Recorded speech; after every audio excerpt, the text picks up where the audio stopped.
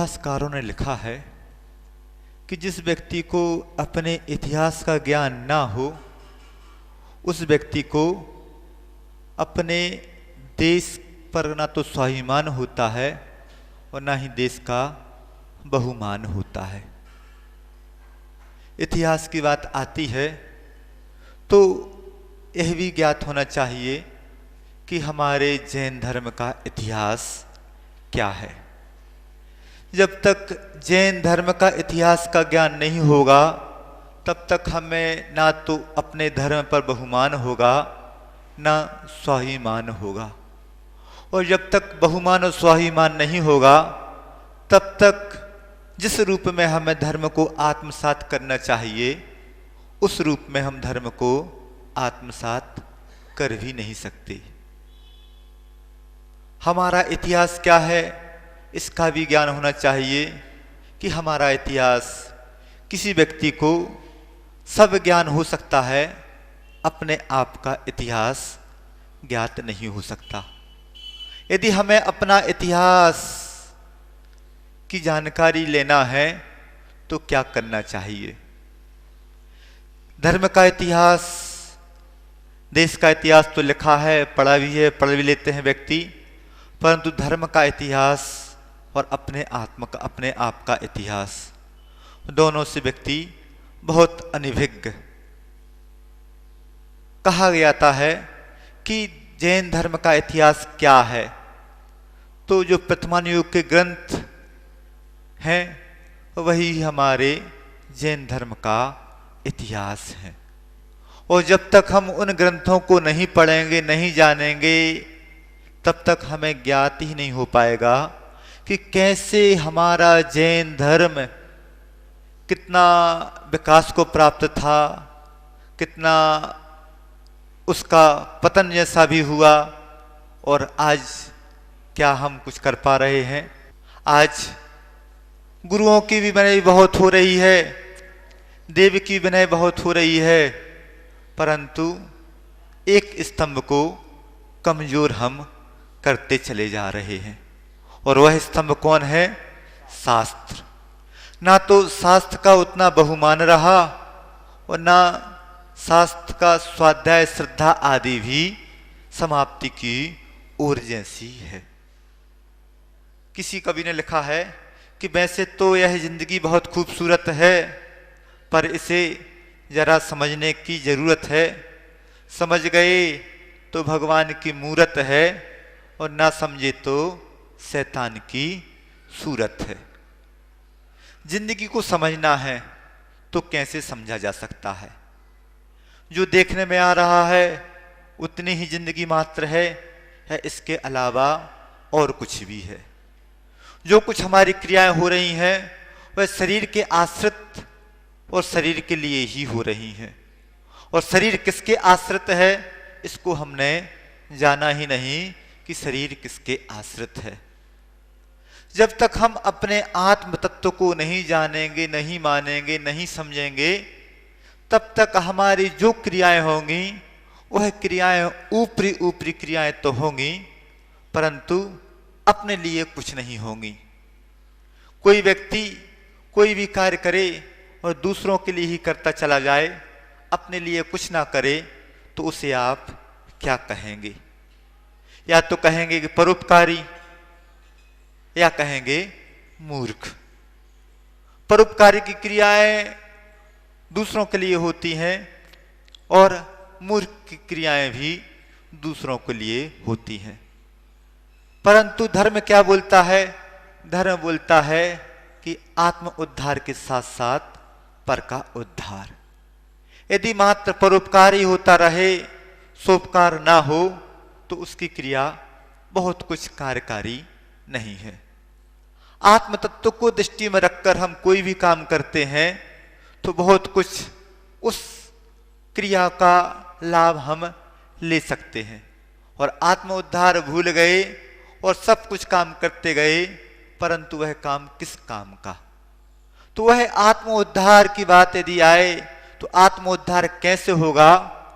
तो आत्म उद्धार बहुत कुछ शास्त्र स्वाध्याय के माध्यम से भी होगा।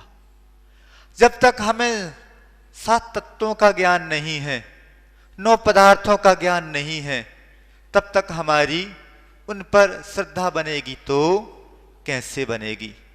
और जब तक श्रद्धा नहीं बनेगी तब तक हमारी दृष्टि कैसी दृष्टि रहेगी? मूढ़ दृष्टि रहेगी। सम्यक दृष्टि की दृष्टि सही दृष्टि होती है और मूढ़ की मिथ्या दृष्टि की दृष्टि गलत होती है। सम्यक दृष्टि आखिर कौन? जिसकी श्रद्धा सही। अभी तक हम सही श्रद्धा से कोई भी काम किया ही नहीं। सही श्रद्धा आए तो सम्यक दर्शन के माध्यम से आए, और सम्यक दर्शन की प्राप्ति हो तो बहुत कुछ सम्यक दर्शन की प्राप्ति के कारण बतलाए गए हैं। तो उसमें कहा गया है जिन बिंब दर्शन, जिन बिंब दर्शन और शास्त्र श्रवण स्वाध्याय आदि, इनके माध्यम से भी देवों में सम्यक दर्शन होता है। तो देवों में सम्यक दर्शन होता है देवरिद्धि दर्शन, जिन बिंब दर्शन, और वेदनानुभव, नरक, त्रिंच आदि को भी इसके माध्यम से होता है। तो मनुष्य के लिए सम्यक दर्शन की प्राप्ति होगी तो मुख्य रूप से जब तक देव दर्शन और जिन बिंब दर्शन और शास्त्र स्वाध्याय आदि के माध्यम से। शास्त्र स्वाध्याय के 5 भेद बतलाए गए हैं, परंतु हम लोग सुनते बहुत हैं।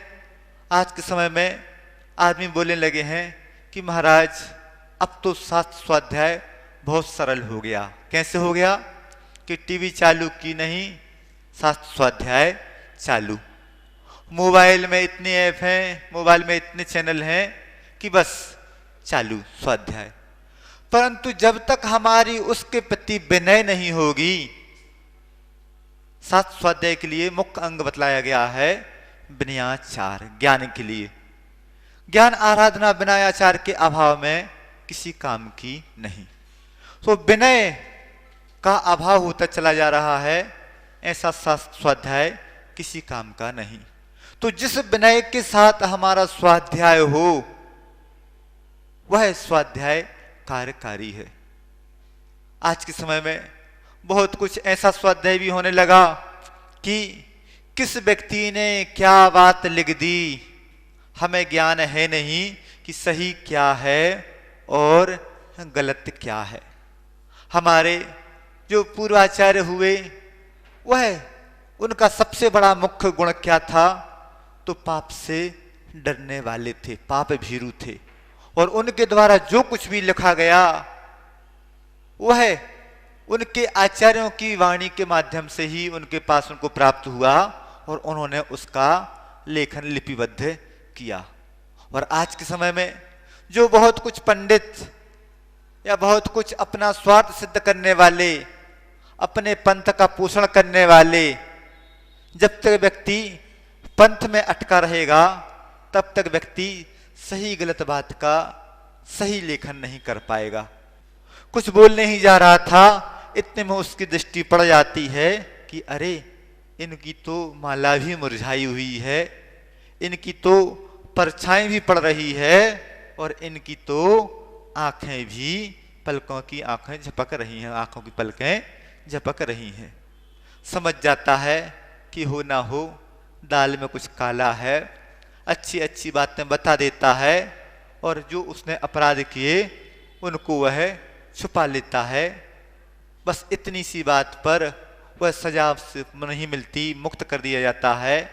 उसके मन में बात आती है कि देखो तो भगवान की 2 बातें ही तो सुनी, उसके माध्यम से हमें सजा नहीं मिली, कारागृह से मुक्त हो गए। यदि उनकी पूरी बातें जीवन में उतार ली जाएं तो हमारा तो आत्म कल्याण हो जावे। अब सोचिए कि क्या हम भगवान की बातों को अपने जीवन में उतार रहे हैं? नहीं, भगवान की बातों को हम अपने जीवन में उतार ही नहीं रहे हैं। जब तक हम उनको पढ़ेंगे नहीं तब तक हमारी श्रद्धा भी नहीं होगी, और श्रद्धा नहीं होगी तो कैसे वह बातें हमारे जीवन में उतर सकेंगी। एक हाई को लिखा था, मेरी किताब संसार, संसार ने जीना सिखाया। यदि हमें स्वाध्याय करना है तो कोई जरूरी नहीं कि मात्र ग्रंथों का स्वाध्याय किया जाए। इस संसार का भी इस व्यक्ति ने किसी व्यक्ति ने स्वाध्याय कर लिया, संसार के स्वभाव को जान लिया, तो वह भी स्वाध्याय हो सकता है। और जिस व्यक्ति ने संसार के स्वभाव को जान लिया उसको जीना आ जाएगा। अभी तक हमें मतलब आपको जीना आ ही नहीं रहा है। क्यों नहीं आ रहा है? कि जो व्यक्ति अपनी वस्तु को तो भूल जाए और पराई वस्तु को याद रखे और ऐसा जीवन जीता रहे, क्या उसे जीना कहेंगे? ऐसे व्यक्ति को हम जीना कहेंगे ही नहीं। क्यों? क्योंकि जो है अपने आप को भूला है, और जो व्यक्ति अपने आप को भूल जाता है उसकी जितनी भी क्रियाएं होती हैं उसकी वह क्रियाएं विक्षिप्त जैसी ही क्रियाएं हुआ करती हैं। कहीं पढ़ने में आया था कि जब व्यक्ति शास्त्र स्वाध्याय करता है तो उससे क्या लाभ होता है। आज का व्यक्ति जब तक लाभ का ज्ञान ना हो तब तक उसकी कोई क्रिया होती नहीं, खासकर बनियों की क्रिया। बनिए कैसे बनिए? बनिए कैसे बनिए? जो व्यक्ति अपनी धर्म के क्षेत्र में बन गया वह व्यक्ति सही बनिया। कैसा बनिया? कि जिस व्यक्ति को लाभ हानि का ज्ञान हो गया वह सही बनिया। और हम हानि का काम करते चले जा रहे हैं, लाभ को छोड़ते चले जा रहे हैं, तो कैसे बनिए? सबसे पहले यदि हम शास्त्र स्वाध्याय करते हैं तो भावों में विशुद्धि आती है। आज के समय में आपकी जितनी क्रियाएं हो रही हैं सब क्रियाएं अशांति की क्रियाएं हो रही हैं। और जब शास्त्र स्वाध्याय करने के लिए बैठते हैं उस समय कैसा भाव हमारे भाव होते हैं, कैसी विशुद्धि बढ़ती चली आती है, उन भावों की ओर यदि हम अध्ययन करें, उनका चिंतन करें, तो ज्ञात होता है कि शास्त्र स्वाध्याय का क्या लाभ है। दूसरी बात आती है कि क्रोध कषाय आदि का उपसंभाव होता है। संसार के कितने भी काम करेंगे ऐसा नहीं है, चार कषाय क्रोध मान माया लोभ, जो कुछ क्रियाएं होती हैं इन चार कषायों के माध्यम से ही कुछ क्रियाएं, संसार की क्रियाएं होती हैं। वहां या तो आपका लाभ छुपा होगा, या कोई मायाचार होगा, या मान की पूर्ति होगी, या क्रोध होगा। इन चार के अलावा कुछ काम हो ही नहीं सकता संसारिक क्रियाओं में। और जब हम शास्त्र स्वाध्याय करने बैठते हैं तो अपने आप हमारे कषायों का उपसंभाव होना शुरू हो जाता है। पंचेंद्रियों के विषयों से निवृत्ति।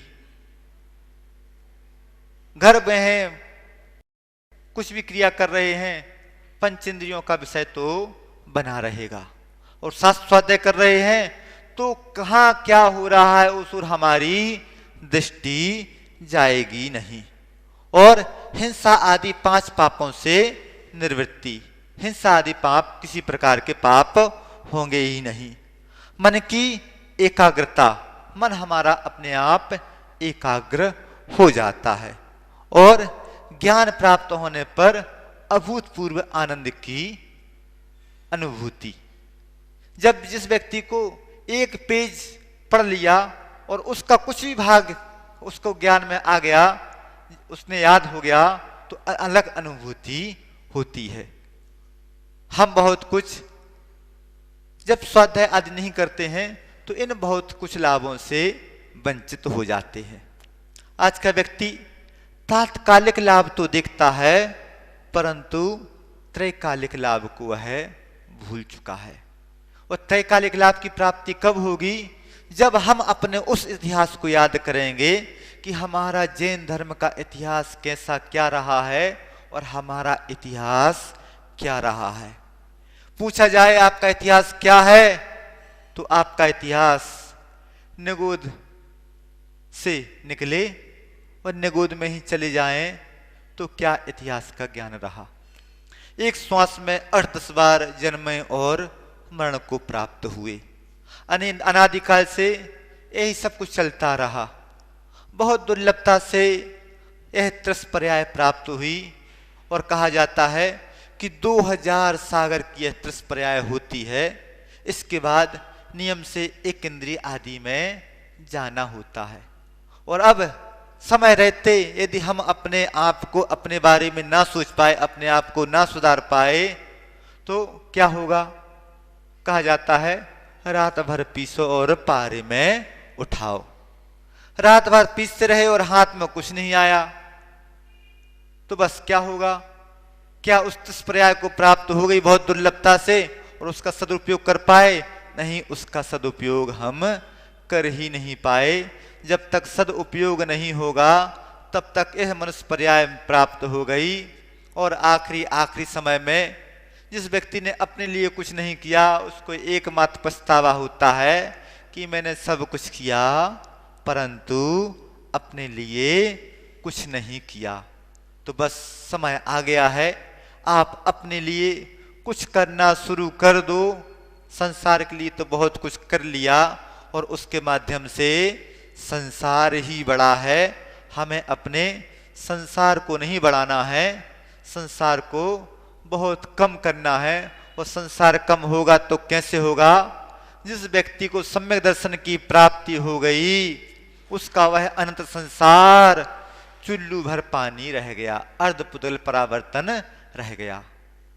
चुल्लू भर पानी कैसा? अनंत संसार कैसा है? तो अनंत संसार को उपमा दी जाती है समुद्र के समान। और चुल्लू भर पानी कैसा है? उस समुद्र के किनारे गाय का एक खुर बना हुआ है, लहर आई और उस खुर में जितना पानी बन गया वह आपका जिस समय दृष्टि जिसको समय दर्शन प्राप्त हो गया उसका इतना संसार शेष रह गया। और जिस व्यक्ति ने समाधि मण कर लिया तो उसके ज्यादा से ज्यादा 7-8 भव और कम से कम 2-3 भव। तो समाधि मण की प्राप्ति कैसे होगी? जिसका यह जीवन अच्छा रहेगा, जिसका प्रतिपल अच्छा रहेगा, उसका अंत समय भी अच्छा होगा। और प्रतिपल अच्छा कैसे होगा? तो जब तक हम अपने इतिहास को ज्ञात नहीं रखेंगे, उसकी ओर दृष्टि नहीं जाएगी, तब तक हम अपने जीवन को सुधारने का प्रयास भी नहीं करेंगे।